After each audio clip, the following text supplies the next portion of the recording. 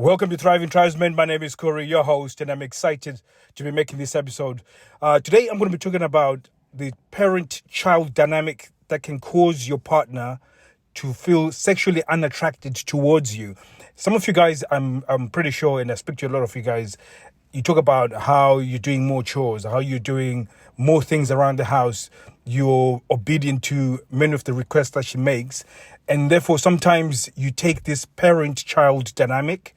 And as you know, that if she feels like a mother towards you, she's not going to be sexually attracted towards you.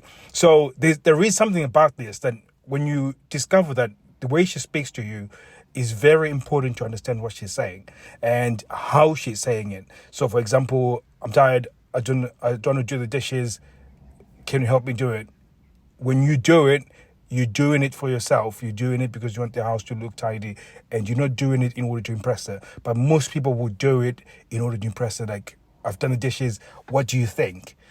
And if she says it's good, because I think it's also part of our nature as males that we want reassurance that we're doing a good job. But when you do that towards your partner, you take this child-like dynamic, or at least she sees you as a child. And this can have a massive impact on how she sees you sexually. So you get this dynamic that happens, but also you're probably wondering, how do I break free from something like this? Because really, what is causing it? And what's causing it is what we call outcome dependency. And what this means is that when you do acts of service within the relationship, you've got this outcome that you want in order to for the services that you've done. Sorry, I just stumbled with my words there. So generally, when most people do things within the relationship, 90% of the time, it should be for your satisfaction, for your standards, and nothing else. If you're doing it to impress your partner, I'm not saying by all means you can do things to show appreciation to your partner, but at the same time, when it comes to acts of service within the relationship, it should never be transactional, or it should never be in a place of if I do this, I should get this. Because there's two things that are happening. You then fall into that child-like dynamic with her, but also what happens is that you now have this unspoken deal. So all of a sudden, when she says no to sex, she's broken a deal that you've made without her being aware of the deal. So again, it's one of those things that you now have to take a step back. And really, when I say removing outcome dependency, is that you have to start setting your own standards. So when I come to the house, when it comes to doing dishes, doing clothes washing, cleaning up the house, I'm setting a standard for myself. I'm not going to allow myself to live in a unclean house. I'm not going to allow the sink to be full of plates. I'm not going to allow the washing basket to be full of clothes, because I don't want those things to be happening. And I don't care whether she sees it or she doesn't see it. My wife, that is, I don't care if she says thank you or no thank you. I don't care. I cook. Sometimes I actually do want to thank you or that's really good when it comes to my cooking, because I really take pride in. And again, it's just one of those things that it's a banter thing. I want to know if I've done a good job cooking, especially when it's steak. But again, it's not for sexual favors.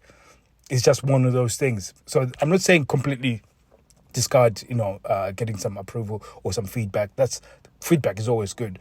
But if you have an ulterior motive on getting sex by doing things, then all of a sudden it puts you into this very weird space where you are not having sex, even though you're doing everything to try and make her life easier, and you're trying to impress her. But again, she's unimpressed sexually. She's impressed mentally, but she's unimpressed sexually. And again, over time, it just sort of the novelty of you doing stuff around the house wears off pretty quickly. So I'm preaching to the choir, so you already know what I'm talking about. So how do you actually then move? Okay, you've removed outcome dependency. So then how do you then use that to end up in seduction and getting sex from you not having outcome dependency? Generally, the best way of doing it is then creating a seduction gap.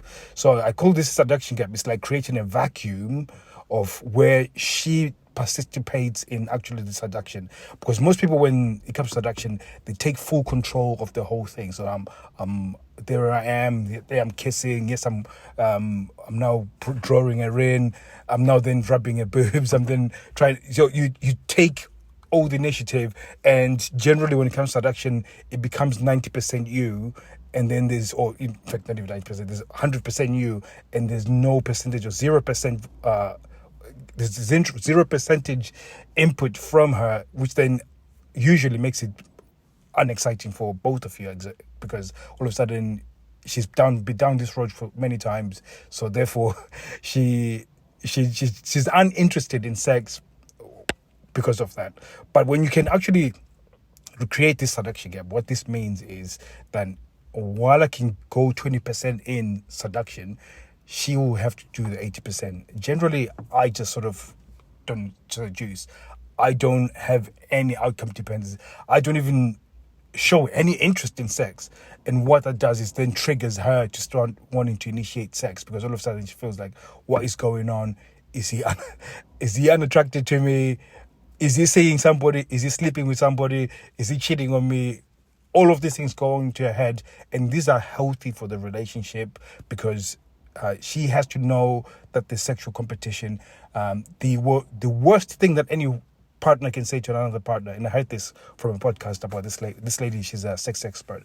She said, the worst thing that anybody can say to you is that that person will never cheat on me, because they just think you're not capable of cheating. And when they think like that, sex is gone within your relationship. And some of you guys work so hard to reaffirm her, to reassure her, and all these things. And generally, all what that does is just make her feel secure, and then just think that you'll never cheat. Therefore, there's no competition. My wife, she knows that if I leave the house smelling good, looking good, this potential that the women will be not throwing themselves at me, but they'll be showing interest to me. So because I try and keep a high standard, then she makes her moves as well. So it's almost like keeping them in check, and it's a very important part when it comes to a relationship.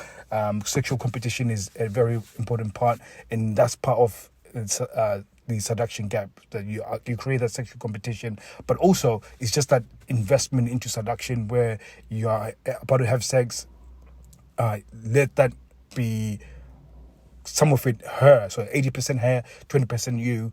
When you do that, it becomes exciting for both of you, and becomes exciting for her, because she's investing into it. And when you invested it into something, you value it.